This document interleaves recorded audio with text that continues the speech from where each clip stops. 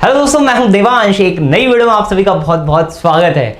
आज जो है मार्केट 8% गिरी है। ठीक है, बहुत ही एक बड़ा फॉल देखने के लिए मिला है। इसके पीछे मेन रीजन क्या है कि एग्जिट पोल जो है वो गलत आए। बीजेपी को लगभग 350 से 400 सीटें दिखाई गई और आज जब रिजल्ट की बारी आई तो बीजेपी 300 के अंदर निपट गई। ठीक है, तो मेन वजह मुझे पर्सनली यही दिख रही है, ओवर हाइप बना के फिर मार्केट को गिराया गया। ठीक है, इस वीडियो में मैं टोटली आपको बताने वाला हूं कि आज मैंने जो ट्रेड किया उससे प्रॉफिट कितना हुआ, कल जो है क्या ट्रेडिंग प्लान हो सकता है, कल आप बैंक निफ्टी की एक्सपायरी पे कैसे ट्रेड कर सकते हो, और बहुत सारी चीजें हम डिस्कस करने वाले हैं। तो आज की वीडियो काफी इंटरेस्टिंग आएगी। तो बिना टाइम लगाए आज की इस कमाल की वीडियो को स्टार्ट करते हैं।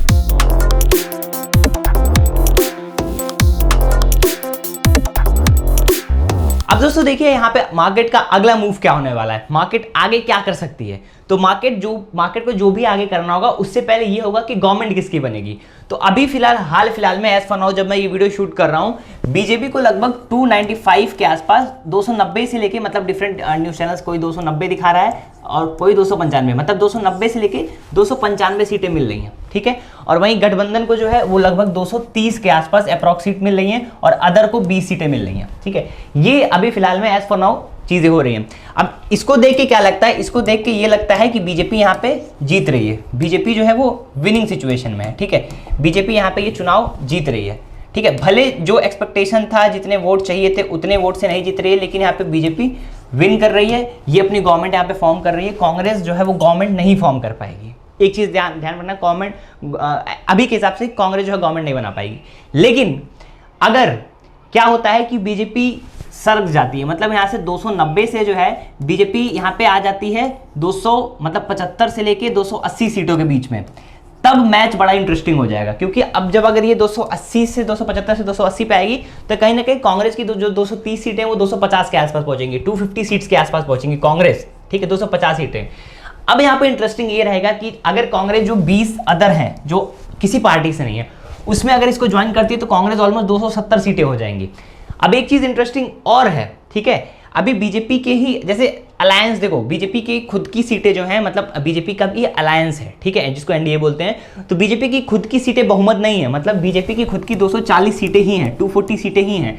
तो अब इसमें जो भी अलग मेन दो पार्टियां हैं, एक बिहार की पार्टी है नीतीश जी की और एक साउथ की पार्टी है, तो दो पार्टियां हैं, इनकी 14 सीटें हैं और उनकी मुझे एग्जैक्ट याद नहीं है। ठीक है, तो अगर नीतीश कुमार, ठीक है, पलटी मार देते हैं, वो कहते हैं कि भैया मैं अपनी 14 सीटें बीजेपी में ना रखे, मैं अपनी 14 सीटें कांग्रेस को दूंगा, पूरा का पूरा मामला पलट जाएगा। क्योंकि 230 से मान लो कांग्रेस की सीट 250 होगी और अगर इनकी 14 सीटें वहां कांग्रेस में चली गई तो भैया सीधे सीधे 250 में 14 करोगे 264, और उसका जो अन्य 20 बचे थे, जो 20 सीटें, वो उसमें से अगर आप 10 भी जोड़ लेंगे तो आपकी जो है कांग्रेस की गवर्नमेंट फॉर्म हो जाएगी।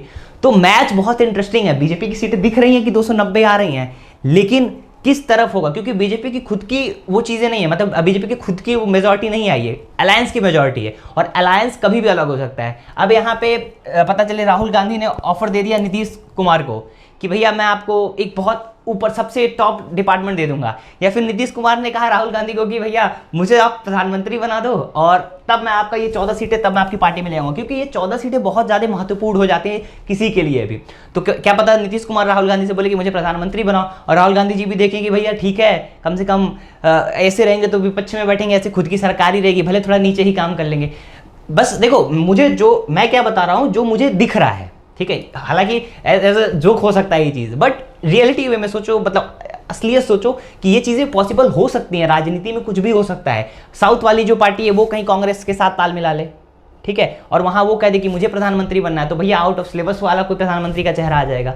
वहां पे भी तो ये हो रहा है ना कि कांग्रेस की पार्टी गवर्नमेंट बनेगी, यहां ना बनने से अच्छा तो है कि कम से कम कुछ तो बना लो। ठीक है, तो बहुत सारी चीजें होने वाली हैं, अभी बहुत तिगड़मबाजी होगी, ऊपर नीचे होगा।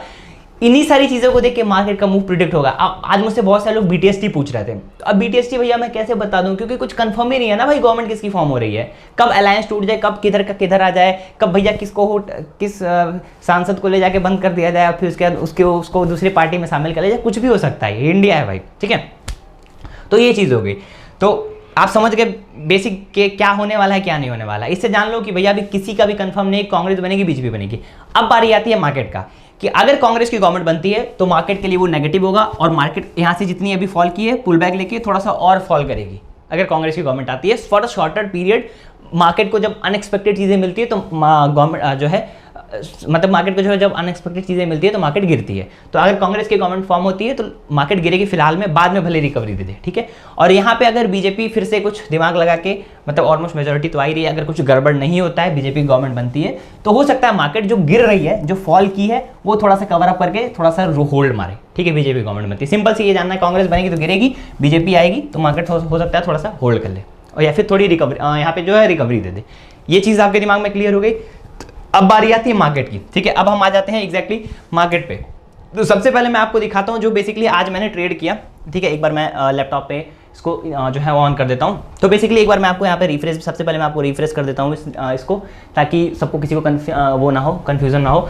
तो यहाँ पे जो है बेसिकली आज मैंने बहुत सारे ट्रेड किए हैं, ठीक है। मैंने जो कल आपको बताया था कि मैंने एक BTST पोजीशन कैरी की है, वो ये 22,800 का फिन निफ्टी का कॉल था, जिसमें मेरा लगभग 84,000 रुपये का लॉस हुआ। एक बार इसको मैं जूम आउट थोड़ा सा जूम इन कर दूंगा थोड़ा सा और, तो आप देख सकते हैं अच्छे से, ठीक है। लगभग इसमें मेरा जो है वो लॉस हुआ, कितने का लॉस हुआ, 84,000 रुपीज़ का यहाँ पे मेरा लॉस हुआ, ठीक है। इसके बाद फिर मैंने सुबह ही यहाँ पे पोजीशन ली, किसमें, फिन निफ्टी में, ठीक है।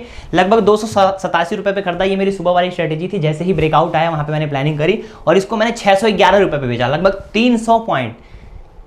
कहते हो ना कि 20 पॉइंट पकड़ना है, 30 पॉइंट पकड़ना है, यहाँ लाइव कितना पॉइंट कैप्चर आउट किया मैंने, 300 पॉइंट कैप्चर आउट किया है, ठीक है। लगभग कितने बनाए, 1,68,000 रुपये बनाए। कल का जो लॉस था सीधे कट करके मैंने सीधे इसको 2 लाख का, लगभग 1,70,000 का प्रॉफिट मैंने एक सिंगल ट्रेड में कर लिया, ठीक। फिर उसके बाद से मैंने एक और फिन निफ्टी का ट्रेड लिया, मतलब जब ये मेरा 10 बजे ट्रेड क्लोज हो गया तो फिर 11 बजे जो है मार्केट थोड़ा सा सेटअप बनाई, फिर मेरे हाई का ब्रेकआउट मिला, फिर मैंने वहाँ पे एंट्री बनाई। इस बार मैंने 2 एंट्री बनाई, एक इसमें बनाई, ठीक है, इसमें लगभग 548 रुपये पे, और एक बैंक निफ्टी में मैंने बनाई, जो कि था 753 नहीं था, दिस वॉज समथिंग 500 के आसपास। ये एक्चुअली ना मैंने जब 500 पे खरीद के 900 पे बेचा है, तो फिर मैंने एक बार 50 पॉइंट के लिए ट्रेड लिया है। इस बार ये डबल क्वांटिटी डबल हो गई है, ठीक है। तो 500 पे लेके इसको 900 पे मैंने बेचा था, फिर उसका एक बार एवरेज आउट किया था, तो लगभग 1,28,000 इसमें और 32,000 इसमें। ये वाला प्रीमियम जैसे ही मैंने 638 पे बेचा है, 3 मिनट बाद ये प्रीमियम ने हाई लगाया था 900 साढ़े 900 के आसपास, और ये प्रीमियम जैसे ही मैंने 950 के आसपास बेचा था, इस प्रीमियम ने हाई लगाया था तुरंत 1300 का। मतलब कि अगर मैं 3 मिनट और रुका होता तो ये प्रॉफिट जो मेरा 2.5 लाख दिख रहा है, ये लगभग 5 लाख तुरंत का तुरंत हिट कर दिया था भाई। लेकिन ठीक है यार, क्योंकि यहाँ पे भी सोचो ना कि मेरा प्रॉफिट जब ये मेरा 2 ट्रेड था तो मेरा प्रॉफिट लगभग 85,000 के आसपास था, 85,000 के आसपास। 85,000 से खींच के मैं 2.5 लाख भी ले आया था, समझो ना। 85,000 से 1,85,000 दिखा, फिर एक बार प्राइस 1,10,000 आई, फिर चढ़ी 2 लाख, 2.5 लाख, 3 लाख गई थी। 3 लाख से वापस जब आई तो मैंने 2.5 लाख पे बुक कर लिया था, फिर 2.5 लाख से सीधे 5 लाख गई थी। तो बेसिकली वो था। फिर आखिरी में एक ऐसे ही मेरा ये 2,45,000 था, तो मजे में एक स्कैल्पिंग मैंने की और ये लगभग 2,60,000 के आसपास हो गया। तो ये मेरा आज का ट्रेड था, ये मेरा प्रॉफिट था, ठीक।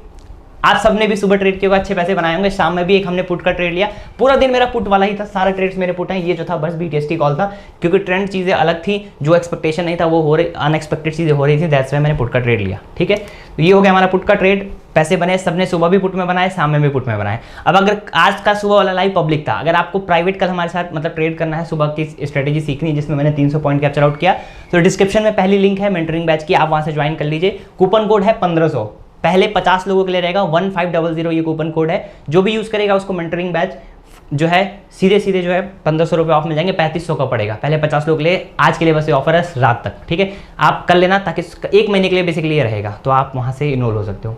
तो ये तो आपने ये देख लिया। अब आ जाते हैं हम अपने चार्ट पे, कि चार्ट क्या कहता है, चार्ट हमें क्या सिखा रहा है, चार्ट हमें क्या बता रहा है। तो देखिए, ट्रेड करने के अलग अलग चीज़ें प्लान हो सकती हैं, ठीक है। अलग different type of different plan हो सकते हैं यहाँ पे। बट अगर आप ध्यान से देखोगे तो यहाँ पे एक ट्रेंड लाइन बनती हुई आ रही है, ठीक है। ये एक पर्टिकुलर मार्केट ट्रेंड लाइन बना रहा है, ये, ठीक है। एक बार मैं इसको वाइट कर देता हूँ गाइस, तब थोड़ा सा इजीली आपको दिखेगा, ठीक है। ये एक पर्टिकुलर मार्केट ट्रेंड लाइन बना रहा है, ठीक। तो कल के दिन में अगर मार्केट फ्लैट खुलती है, ठीक है, ऑलमोस्ट यहाँ से कनेक्ट करते हैं तो ज़्यादा बेटर अपॉर्चुनिटी रहेगी। कल के दिन में मार्केट अगर फ्लैट खुलती है, इसी जोन के आसपास मार्केट कल के दिन अगर ओपन होती है, ठीक है, फ्लैट, और इस ट्रेंड लाइन का ब्रेकआउट देती है, तो यहाँ तक का आपको एक टारगेट देखने को मिल जाएगा 49,000 तक का, ठीक है। 49,000 तक का आपको एक यहाँ पे टारगेट देखने के लिए मिल सकता है अगर कल मार्केट फ्लैट खुलती है। What if market gap up खुलेगी, गैप अप भी अगर खुलती है तो 49,000 जो है इसके लिए रेजिस्टेंस की तरह काम करेगा। अगर मार्केट यहाँ भी खुलती है तो मार्केट यहाँ जाके फिर यहाँ से रिवर्सल दे सकती है, ठीक है। ये गैप अप में पॉसिबिलिटी है।